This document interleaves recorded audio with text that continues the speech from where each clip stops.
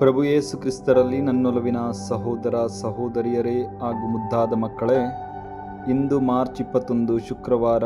ಇಂದಿನ ಶುಭ ಸಂದೇಶ ಮತ್ತಾಯ 21:33-46. ಈ ಒಂದು ಶುಭ ಸಂದೇಶ ಭಾಗದಲ್ಲಿ ಪ್ರಭು ಯೇಸು ಕ್ರಿಸ್ತರು ಒಂದು ಸಾಮತೆಯನ್ನು ಹೇಳುತ್ತಿದ್ದಾರೆ. ಆ ಸಾಮತೆಯ ಮೂಲಕ ಫರಿಸಾಯರು ಹಾಗೂ ಧರ್ಮಶಾಸ್ತ್ರಿಗಳು, ಯಹೂದ್ಯರು ಕಾಲಾನುಕಾಲಕ್ಕೆ ದೇವರು ಕಳುಹಿಸಿದಂತಹ ಪ್ರವಾದಿಗಳನ್ನು ತಿರಸ್ಕರಿಸಿದರು.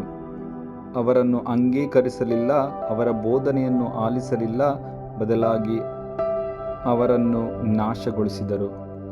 ಅಷ್ಟು ಮಾತ್ರವಲ್ಲ, ಕೊನೆಯದಾಗಿ ಪ್ರಭು ಯೇಸು ಕ್ರಿಸ್ತರು ಬಂದಾಗಲೂ ಸಹ, ದೇವರ ಪುತ್ರ ಬಂದಾಗಲೂ ಸಹ, ಈ ಯಹೂದ್ಯರು ಹೇಗೆ ಅವರು ಪ್ರವಾದಿಗಳೊಡನೆ ನಡೆದುಕೊಂಡರೋ ಅದೇ ರೀತಿಯಲ್ಲಿ ಪ್ರಭುವಿನೊಂದಿಗೂ ಸಹ ನಡೆದುಕೊಂಡರು. ಅವರ ಬೋಧನೆಯನ್ನು ಆಲಿಸಲಿಲ್ಲ, ಬದಲಾಗಿ ಅವರನ್ನು ನಾಶ ಮಾಡಲು ಮುಂದೆ ಬರುತ್ತಾರೆ, ಅವರಿಗೆ ಅಂತ್ಯ ಹಾಕಲು ಪ್ರಯತ್ನ ಪಡುತ್ತಾರೆ. ಪ್ರಿಯರೇ, ಆ ಯಹೂದ್ಯರು ಈ ರೀತಿ ಮಾಡಲು ಕಾರಣ, ಅವರು ತಾವು ಮಾಡಿದ್ದೇ ಸರಿ, ತಾವು ನಡೆದಿದ್ದೇ ದಾರಿ, ತಮ್ಮ ಬಳಿ ಸಂಪೂರ್ಣ ಸತ್ಯವಿದೆ, ಸಂಪೂರ್ಣ ದೇವರ ಜ್ಞಾನ ಇದೆ.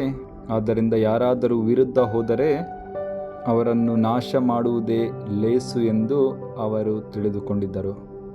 ಪ್ರಿಯರೇ, ಇಂದು ನಮ್ಮ ಸಮಾಜದಲ್ಲೂ ಸಹ ರಾಜಕಾರಣಿಗಳಿರಬಹುದು ಅಥವಾ ಇನ್ನಿತರರು ತಮ್ಮ ತಮ್ಮ ಸ್ವಾರ್ಥಕ್ಕೋಸ್ಕರ ಇತರರನ್ನು ನಾಶ ಮಾಡುವುದನ್ನು ನಾವು ಕಂಡಿದ್ದೇವೆ.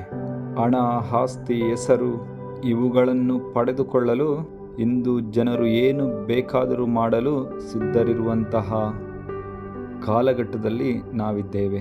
ನಾನು ಹೇಳುವುದೇ ಸರಿ, ನಾನು ಮಾಡುವುದೇ ಸರಿ ಎಂದು ಇನ್ನಿತರರ ದೃಷ್ಟಿಕೋನಕ್ಕೆ ಯಾವುದೇ ರೀತಿಯಾದಂತಹ ಪ್ರಾಮುಖ್ಯತೆಯನ್ನು ನೀಡದಂತೆ ನಡೆಯುವಂತಹ ಈ ಜಗದಲ್ಲಿ ನಾವು ಫರಿಸಾಯರಂತೆ, ಧರ್ಮಶಾಸ್ತ್ರಿಗಳಂತೆ ಅಂದು ಪ್ರಭು ಯೇಸು ಕ್ರಿಸ್ತರನ್ನು ನಾಶ ಮಾಡಲು ಬಂದಂತಹ ಆ ಯಹೂದ್ಯರಂತಾಗಬಾರದು ಎಂದು ಇಂದಿನ ಶುಭ ಸಂದೇಶ ನಮಗೆ ಕರೆ ನೀಡುತ್ತದೆ. ಯಾರನ್ನೂ ಸಹ ನಾವು ಅಲ್ಲಗಳೆಯಬಾರದು, ಎಲ್ಲರಿಗೂ ನಾವು ಪ್ರಾಮುಖ್ಯತೆಯನ್ನು ನೀಡಬೇಕು. ಸರಳವಾದಂತಹ, ಸಾಧಾರಣವಾದಂತಹ ವ್ಯಕ್ತಿಗಳನ್ನು ಸಹ ನಾವು ಪರಿಗಣಿಸಬೇಕು ಎಂದು ಇಂದಿನ ಶುಭ ಸಂದೇಶ ನಮಗೆ ತಿಳಿಸುತ್ತದೆ. ಏಕೆಂದರೆ ಬೇಡವೆಂದು ಬಿಸಾಡಿದಂತಹ ಕಲ್ಲೇ ಮೂಲೆಗಲ್ಲಾಗುತ್ತದೆ.